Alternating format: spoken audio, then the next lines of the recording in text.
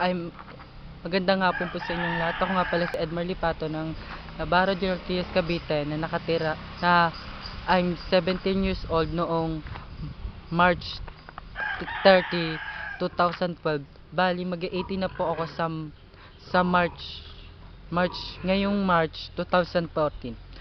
Gusto ko pong sumali sa PBB Teen Edition na pina na magbubukas sa ABS-CBN ngayong taon. Gusto ko Kaya ko po gustong sumali dito kasi gusto ko pong makatulong sa nanay at tatay ko, lalo na sa kapatid ko na na pinagkalooban siya ng tulad ng hindi pagsasalita, tinatawag itong pipe. Gusto ko po siyang mapag-aral. Tulad ng sinabi ko, gusto ko siyang mapag-aral kasi po gusto ko rin pong makamit niya rin po yung minimiti niya.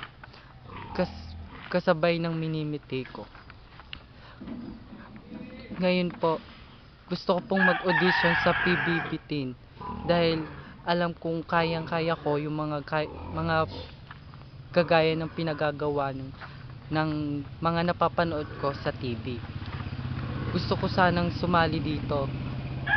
Sana matanggap nyo ko sa isa sa 20 participants na matatanggap nyo sa palabas na ito. Maraming salamat po. Hanggang dito na lang po ako. Gusto ko po kayong handugan ng isang awitin. When I look into your eyes, I see an angel in disguise, sent from God above for me to love, to hold and idolize.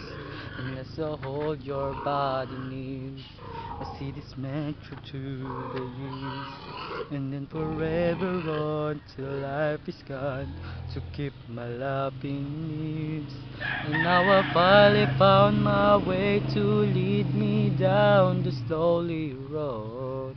All I had to do is follow you to light that on my load. You treat me like a rose, you give me room to grow.